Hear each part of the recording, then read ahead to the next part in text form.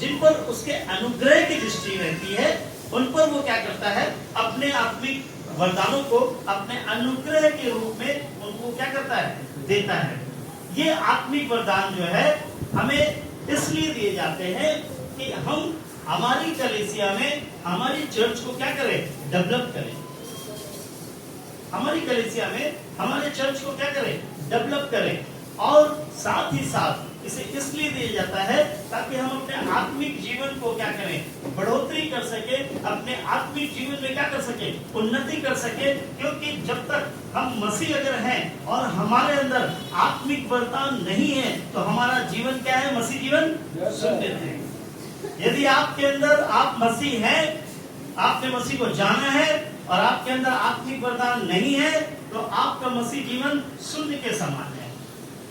शून्य का मतलब शून्य होता है, शून्य का मतलब यहाँ दीनता नहीं है। यहाँ शून्य का मतलब दीनता नहीं है, यहाँ शून्य का मतलब शून्य बटा सन्नाटा, कुछ नहीं है। आप यदि आप मसीह जीवन को यापन कर रहे हैं, मसीह जीवन में चल रहे हैं और आपको आत्मिक वरदान नहीं मिले हैं, परमेश्वर की ये आशीष से आपको नहीं मिली है, तो बाइबल कहती है कि आपका मसीह जीवन बेकार है, शून्य है। आप मसीह जीवन में अभी तक परिपूर्ण नहीं हुए हैं, अभी आप खोए हुए हैं, अभी भी आपको मार्ग नहीं मिल पाया है, भटक रहे हैं आप। अभी तक आप अपने गंतव्य तक नहीं पहुंच पाए हैं, आप अपनी डेस्टिनेशन तक नहीं पहुंच पाए हैं। और you have to reach your destination.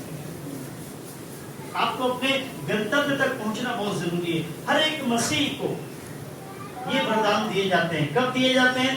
Bible बताती है जब हम बपतिस्मा लेते हैं, जब हम पिता, पुत्र और पवित्र आत्मा के नाम से बपतिस्मा लेते हैं, उस समय क्या होता है, ये आत्मिक वरदान हमें दिए जाते हैं। या जब प्रेरित या प्रभु के दास या अभिषिक्त दास हम पर अपना हाथ रखते हैं पहली बार और हमारे लिए प्रार्थना करते हैं, उस समय ये आत्मिक वरदान हम पर क्या होते हैं, नाज़िल होते हैं, हम पर उतरते हैं। या जब हम पहली बार पवित्र आत्मा का अभिषेक रिसीव करते हैं, पवित्र आत्मा से पहली बार जब हम भरते हैं, तब ये आत्मिक वरदान परमेश्वर के अनुग्रह के स्वरूप में, आशीषों के रूप में वो हम तक क्या करते हैं, पहुंचते हैं। इसके तीन तरीके हैं आने के, इसके तीन रास्ते आने के। पहला तो आप अगर बपतिस्मा लेते हैं तो बपतिस्मा के समय आपको पवित्र आत्मा के वरदान मिलते हैं। या जब आप पर दास हाथ रखते हैं तब आपको मिलता है। या जब आप पर पवित्र आत्मा उतरता है, पवित्र आत्मा उतरता है, ऐसी स्थिति में पवित्र आत्मा क्या करता है, आपको इन वरदानों से तृप्त करता है। अब बात यह आती है कि पवित्र आत्मा के कौन कौन से दान लोगों पर आते हैं, कितने प्रकार के दान हैं भाई साहब, कितने प्रकार के दान हैं, क्योंकि सारे वरदान तो सबको नहीं मिल सकते। क्योंकि यदि सब कुछ आपको दे दिया जाएगा तो बाकी लोग क्या करेंगे।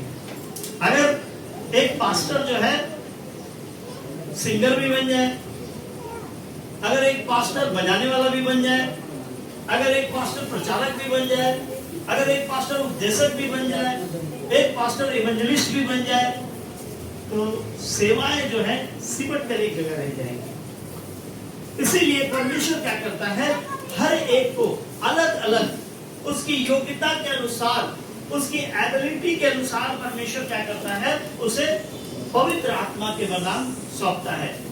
बाइबल में लिखा हुआ है कि जब आप पढ़ते हैं रोमियो की किताब उसके 12 अध्याय को,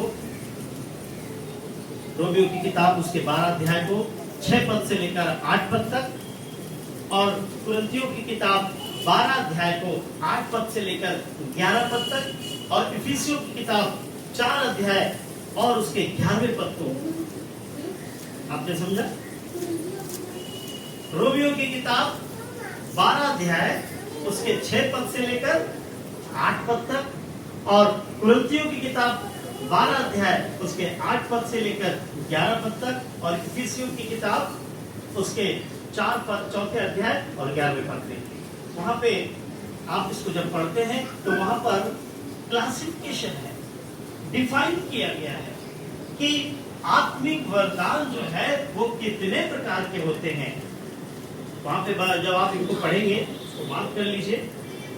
जब आप इसको पढ़ते हैं तो परमेश्वर के वचन हमें सिखाता है